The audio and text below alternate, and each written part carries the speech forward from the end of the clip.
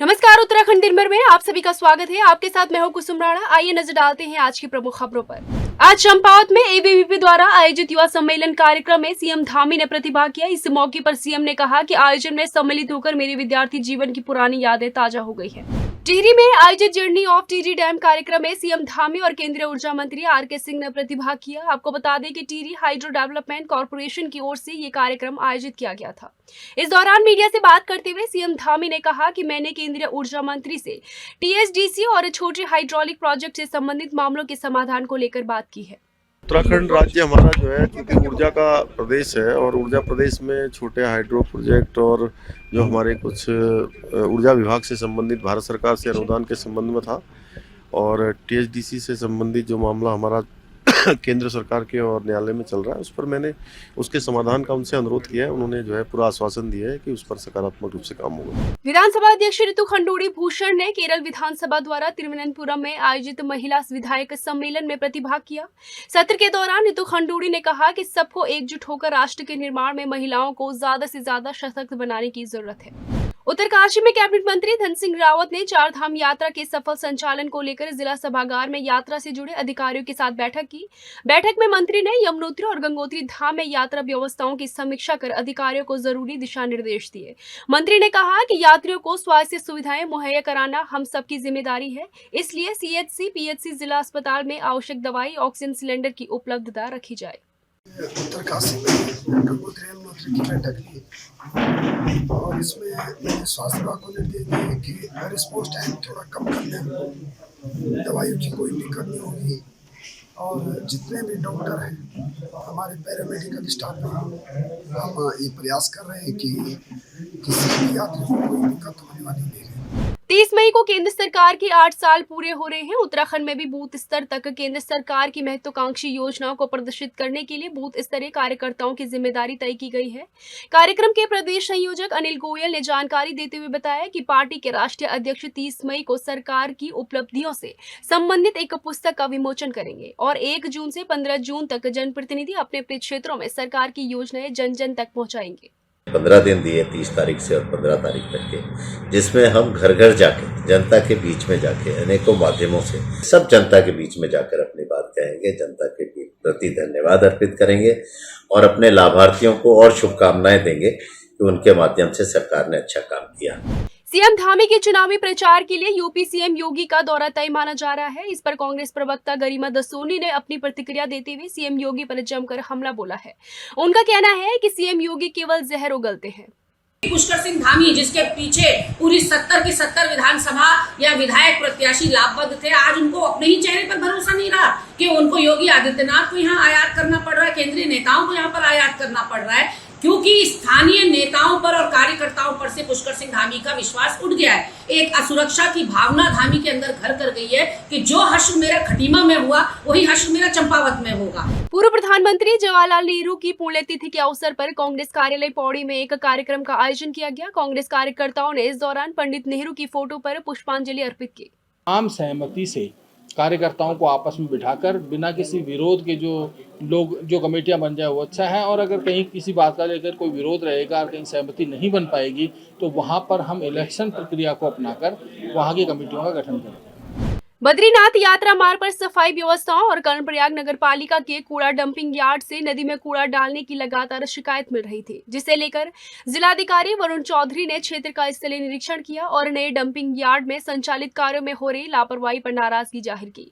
DM का कहना है कि अगर नगरपालिका के अधिकारियों ने आदेशों का पालन नहीं किया तो सख्त कार्रवाई की जाएगी। निरीक्षण किया है और यहाँ पे मैंने देखा है कि जिस तरह से और जिस एफिशिएंसी से काम होना चाहिए उस एफिशिएंसी से काम नहीं किया जा रहा है। तो ईओ नगर पालिका और जो सैनिटरी इंस्पेक्टर है उनको हमने स्ट्रिक्ट इंस्ट्रक्शंस दिए हैं। बाय टुडे इसके अंदर इम्प्रूवमेंट यदि नहीं होता है तो we will take further action against. Rishikesh नगर निगम सभागार में मुख्यमंत्री स्वरोजगार योजना की जानकारी युवाओं को देने के लिए एएफसी इंडिया लिमिटेड ने कार्यक्रम का आयोजन किया। कार्यक्रम के दौरान मुख्यमंत्री स्वरोजगार योजना और नैनो योजना की जानकारी युवाओं और तमाम संगठनों के प्रतिनिधियों को दी गई। आपको बता दें कि इस योजना के तहत लोन पर 15 से 25% तक की सब्सिडी सरकार की ओर से दी जाएगी और लोन चुकाने के लिए हर महीने केवल एक निर्धारित रकम की किश्त जमा करनी होगी। बाकी के बिजनेस प्रपोजल वाइबल है और उनके डॉक्यूमेंट पूरे हैं तो वो सभी लोग उसके पात्र हैं। सामान्य जाति के भी हैं, अन्य श्रेणी के लोग भी हैं, और वो श्रेणी वाइज जो है उनको सब्सिडी या छूट जिसको कहते हैं वो भी उपलब्ध है। नैनो योजना में विशेष रूप से जो छोटे उद्यम करना चाहते हैं, 50,000 तक की सीमा के उद्यम करना चाहते हैं, उन उद्यमों को करने के लिए जो है लोगों को मदद की जा रही है, जिसमें लगभग 25% सब्सिडी है, यानी कि 12,500 रुपये सब्सिडी है।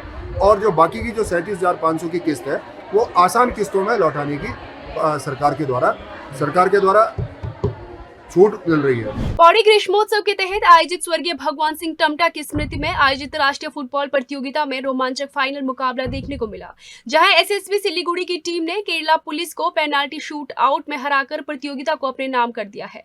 मैच में मुख्य अतिथि के रूप में स्थानीय विधायक राजकुमार पौड़ी और विशिष्ट अतिथि में पौड़ी कोतवाली के प्रभारी विनोद गुसाई मौजूद रहे।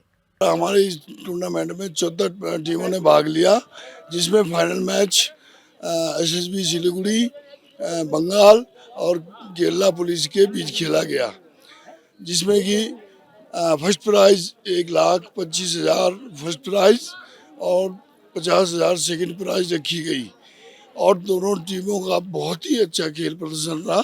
आज जो टूर्नामेंट जो कर रहा है इसी तरह करेंगे तो यहाँ का युवा जो है आगे के लिए बहुत निकल जाएगा, मतलब और गार्जियन सिंह मतलब बच्चों को मतलब ला के और यहाँ जो ऑर्गेनाइजर कर रहा है वो लोग हेल्प करेगा तो हमारा पौड़ी के लिए बहुत फुटबॉल प्लेयर निकाले। केदारनाथ यात्रा के पैदल मार्ग घोड़ा पड़ाव की कुछ दूरी पर कल 2 घोड़ों की मौत हो गई। कहा जा रहा है कि जल संस्थान की पेयजल लाइन की पाइप में लीकेज था और बगल से भूमिगत बिजली की तार गुजर रही थी। ऐसे में अर्थ करंट की चपेट में घोड़ों की मौत हो गई है।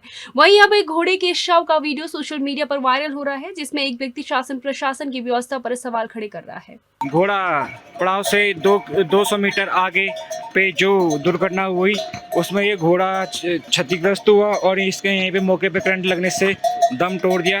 यहाँ पर अधिकांश पाइप से करंट लग रहा है और यहाँ पे कटिंग वायर भी मौजूद है और हो सकता है इस कटिंग वायर से करंट लीक हो और सरकार के द्वारा ये नहीं, नगर पालिका के द्वारा यहाँ पर कल रात को ही घोड़ा पड़ाव से 2-3 किलोमीटर आगे तक लाइट बाधित रही।